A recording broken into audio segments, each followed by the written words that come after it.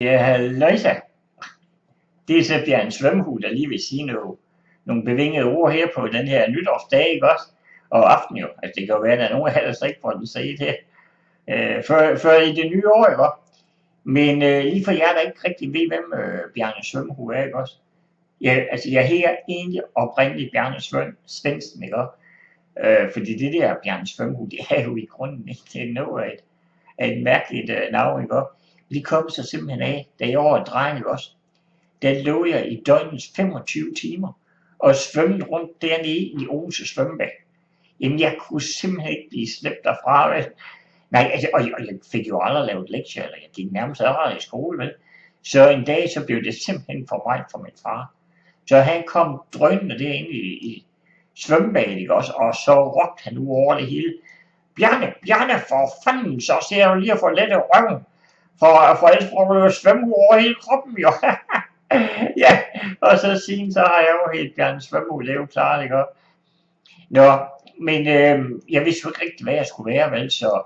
Fordi hvad skal man være, når man ligger dernede i vandet, og andre har lavet lektier? Men jeg vidste jo, det måtte være noget med vand, så der gik ikke så længe, så fandt jeg ud af, at jeg skulle da selvfølgelig være svømmelærer, ikke? Det kan man sgu da blive, når man ligger dernede i vandet, ikke sandt? Så jeg må så sige, så har jeg jo taget alle mulige kurser, ikke? Og jeg har jo simpelthen hele alfabetet i dykkerkurser og licenser der, ikke også? Og jeg har taget jo også nogle eksamen i sådan noget livregler og alt sådan noget.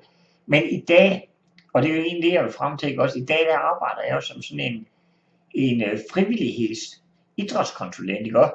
Så jeg tager sådan lidt rundt til samtlige foreninger og sådan noget. Jeg er ikke bare inden for idræt, men altså inden for det hele, ikke også?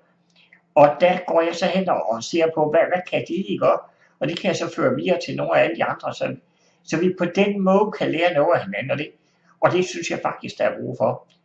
For jeg må nok sige, og nu bliver det altså lige lidt alvorligt, så hvis I ikke rigtig giver at høre sådan noget, så skal jeg til lukke ørerne. For jeg må nok sige godt, der er godt nok i den grad røget nogle mørke skyer hen over det her land her det seneste årti da. Det må jeg sige. Det er jo som om, at umenneskeligheden tager mere og mere over. Det er som om, at mennesket, det bliver sådan presset ned i nogle bokse, eller i nogle skab, eller hvad pokker det nu er. De bliver nærmest presset ned i sådan nogle regnark, ikke? Og hvis så bundlinjen dernede, den bliver rød, altså de der tal, jeg synes som om, at alle de her regndrengene, der nu ser og laver regnarkene, så kasserer de os bare. Det er sådan, at man reducerer også mennesker, ikke også, til så er det enten de gamle, eller så er det de arbejdsløse, eller de handicappede, eller ja, så det er jo vist nok her, ikke også, altså mennesker med bevægeapparatet, der ikke er helt i orden og sådan noget. Men det er simpelthen, så bliver man bare kasseret, og det er også meget nemmere, når vi bare putter dem i kasser, ikke også, så kan man jo ikke se mennesket.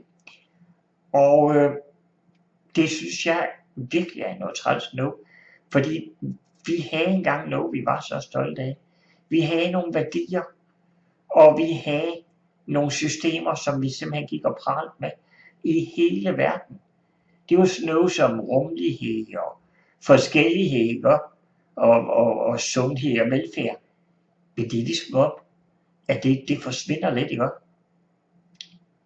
Men så det er jo der, hvor Bjarne Svømhus kommer ind i billedet, ikke også? For noget af det, Bjarne Svømhus kan, det er godt nok lige at samle det gode og positive frem. Og det synes jeg også, vi skal prøve at frem her. Fordi at der er jo også noget, der er jo virkelig noget, der foregår derude. For når jeg kommer rundt til, jamen lad os bare sige, det er almindelige mennesker, ikke også? Sådan ude i alle de her foreninger, så må jeg sige, så er der rummelighed, og der er fællesskab. Og det er jo det, vi skal have frem. Og derfor, så vil jeg da bare lige her på dagens, eller årets sidste dag, ikke også? Så vil jeg sige, hvis I har brug for sådan lige et indspark af gode idéer, eller det kan være en, der lige skal komme til festen eller sådan noget. Ja, nu skal det jo ikke være reklamer det hele, fordi så ender det jo bare med, at I slukker for det. Men så kan I jo bare lige tage knoglen, og så ringe til Bjarne Svømhus, eller lægge en besked her på det her Facebook. Så jeg vil også lige sige den sidste ting, fordi jeg har en rigtig, rigtig god ven, ikke også? Han her, Dan Brock, og han havde egentlig her for lige før jul, der havde han lagt sådan nogle en julehimmelsen op inde på det her Facebook, som vi ser med. der havde han simpelthen sagt, at han var så træt af vækst. Og høre om det. Det er jeg sådan set også. Jeg er meget enig med ham. Og så alligevel ikke, fordi jeg mener godt, at vækst kan være noget rigtig, rigtig godt. Fordi hvis det er vækst i medmenneskelighed og fællesskab, så kan vi aldrig få nok af det. Nå, men jeg tror altså, der er håb for 2014. Så jeg vil bare lige her på årets sidste dag, så vil jeg sige rigtig mange tak for det år, der er gået, ikke? Og så pas nu på derude i aften, for jeg ved jo, at nogle af jer, I skal garanteret nu og lige have en lille en til halsen, eller måske en 3-4 stykker, ikke også? Og så skal I ud og fyre noget fyrværkeri og sådan noget. Der skal I lige passe på, for jeg vil meget, meget gerne se jer alle sammen i 2014. Så altså det jeg lige vil sige her på faldrevet, det er, kan I nu have det er rigtig godt, og så ses vi i 2014. Hej så med jer jo.